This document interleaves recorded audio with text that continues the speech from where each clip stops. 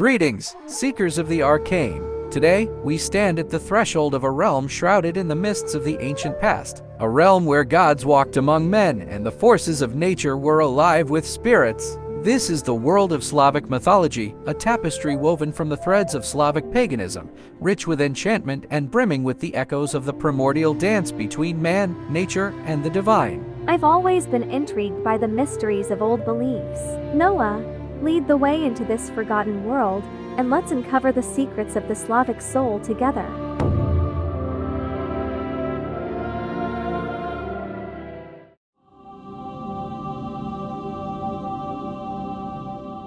In the beginning, there was only chaos. The vast void called Ginnungagap stretched far and wide, with no end in sight. But from this nothingness, the seeds of life were sown, and thus began the tale of Slavic mythology. Chaos? That sounds ominous.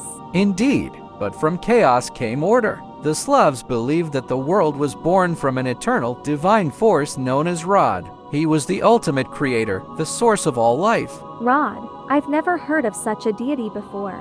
That's because Slavic paganism is rich with gods and goddesses that are less known but no less fascinating. Take Perun, the god of thunder and lightning, often compared to Thor of Norse mythology. A thunder god. That's a bit more familiar.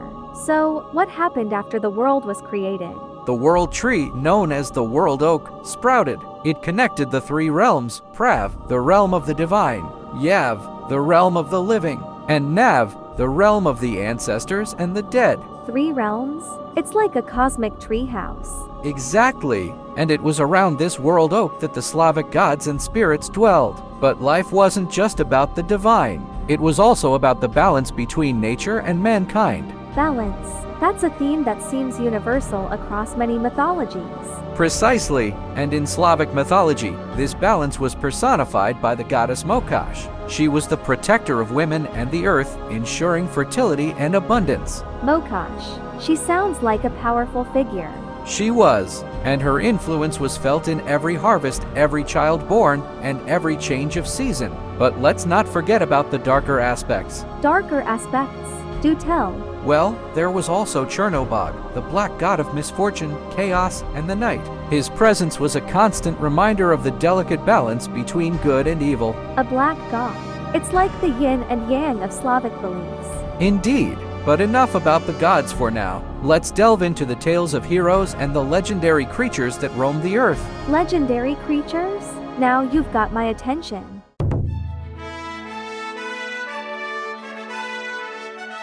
As the Slavic world took shape, so did its heroes. Among them was the mighty Dobrynya Nikitin, a warrior known for his strength and courage. A classic hero's tale, I presume? More than you can imagine. Dobrynya wasn't just a warrior, he was a dragon slayer. His most famous feat was defeating the fearsome dragon, Zmei Goranich. A dragon slayer? Now that's a story worth telling. Indeed, Zmei Goranich was no ordinary dragon. With 3 heads, each spewing fire, he was a terror to all. But Dobrynya, with his wit and bravery, outsmarted the beast. How did he manage that? With a combination of strength and cunning, he tricked the dragon into drinking boiling water, claiming it was a magical potion. The dragon's insides turned to stone, and he was defeated. Clever. And what about the creatures? You mentioned legendary creatures roamed the earth. Yes. The Slavic lands were home to many. Take the Leshy, a forest spirit. He was the guardian of the woods, a shapeshifter who could take any form he pleased. A shapeshifter? That's both intriguing and terrifying. Terrifying, maybe, but also vital. The Leshy protected animals and plants, and he would lead unwary travelers astray if they disrespected his domain.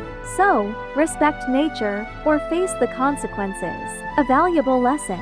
Exactly. And then there were the Rusalki, water nymphs who inhabited lakes and rivers. Beautiful but deadly, they could enchant men with their songs. Enchanting men? Sounds like a siren's call. Precisely, but unlike sirens, Rusalki weren't always malevolent. They represented the soul of water, embodying both its life-giving and dangerous aspects. Fascinating. It's like every element of nature had a spirit or deity associated with it. That's the essence of Slavic mythology. Every rock, tree, and stream had a story, a spirit, a life of its own. It's a rich tapestry of beliefs and stories. I can't wait to hear more.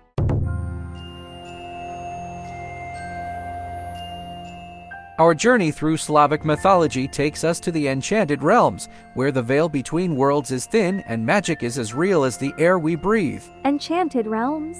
This sounds like a fairy tale. In many ways, it is, but for the ancient Slavs, these realms were as real as the ground beneath their feet. Let's start with Viraj, the paradise where birds fly for the winter. A paradise for birds? That's quite poetic. It was more than just a haven for birds. Viraj was a place of eternal spring, a utopia where the souls of the righteous found peace. Eternal spring. I could get used to that idea. But not all realms were so serene. There was also Peklo, the underworld ruled by the god Veles. It was a place of darkness and despair. An underworld. Every mythology seems to have one. True, but Peklo was unique. It wasn't just a place of punishment. It was a realm of transformation and renewal, where souls were cleansed. So, there's hope even in the darkest of places. Exactly. And speaking of hope, let's talk about the Zorias, two guardian goddesses who watched over the cosmos. Guardian goddesses? Tell me more. The Zorias, sisters of dawn and dusk, opened and closed the gates of heaven for the sun chariot, ensuring the cycle of day and night. They sound like gatekeepers of time itself. They were, and their vigilance protected the world from the doomsday hound, Simargl, who was chained to the star Polaris. A doomsday hound? That's a new one. Indeed. If Simargl were to break free, it would mean the end of the world. But fear not, for the Zorias have kept him at bay. I'm relieved to hear that. So, what's next in our exploration? Next, we'll dive into the rituals and celebrations that honored these deities and spirits. The Slavs had a rich calendar of festivities that weaved their mythology into the fabric of daily life. Rituals and celebrations?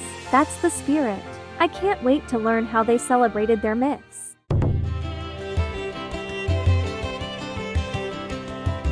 Throughout the year, the Slavic calendar was marked by festivals and rituals that celebrated the cycles of nature and the deeds of the gods. Festivals? That sounds like fun.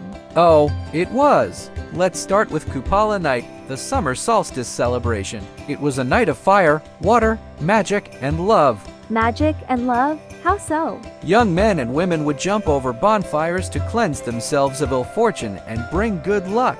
Couples would float wreaths on rivers, predicting their romantic fate by whether they sank or floated. That's quite romantic. What else did they celebrate? There was Maslenitsa, the end of winter festival, a week of feasting, sledding, and the burning of the straw effigy of winter, symbolizing the triumph of spring. Burning an effigy? That's one way to say goodbye to winter. Indeed. And then there was Dazdbog's Day, honoring the sun god. People would sing and dance in circles, mimicking the sun's journey across the sky. Dancing for the sun god. I can imagine the energy and joy. The energy was palpable, but not all rituals were so joyous. There was also Forefathers' Eve, a somber night dedicated to the ancestors. A night for the ancestors? That sounds more solemn. It was a time for reflection and remembrance. Families would prepare meals for the departed souls, lighting candles to guide them on their journey. It's beautiful how they honored their past. It is, and it's a testament to the Slavic connection with the spiritual world. But let's not forget the daily rituals that intertwined with their lives. Daily rituals? Like what? Simple acts like leaving offerings for the house spirits or domovoi to ensure peace and prosperity within the home. House spirits? That's charming. Charming and essential. The domovoi were believed to be the protectors of the household, and keeping them happy was crucial. I'm starting to see how deeply ingrained these beliefs were in their daily lives. Absolutely. Mythology wasn't just stories, it was a way of life. And speaking of life, our next chapter will delve into the Slavic view of life, death, and the afterlife. Life and death, the ultimate mystery. I'm eager to hear their perspective.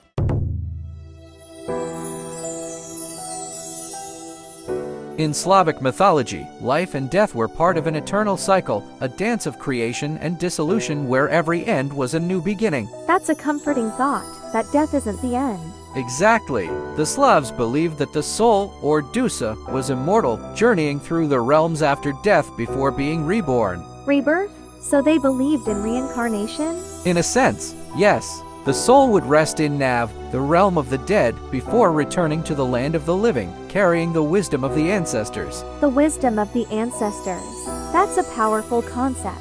It is, and it was this wisdom that guided the living. For the Slavs, the boundary between life and death was porous. Ancestors were revered and consulted for guidance. Consulted? How so? Through rituals and oracles, seers, known as Volkvi, would commune with the spirits, interpreting signs and omens for the people. Seers, like mediums between the worlds.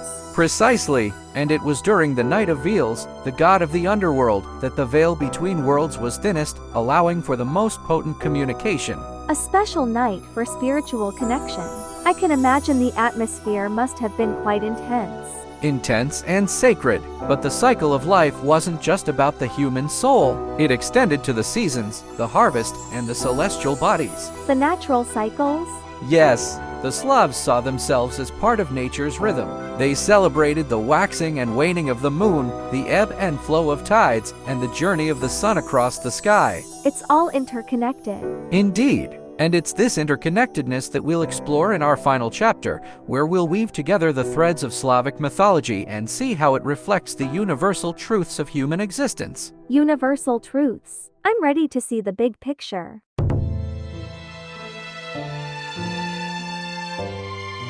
As we reach the end of our journey through Slavic mythology, we find that the stories and deities are more than mere tales. They are reflections of the human spirit. Reflections of us?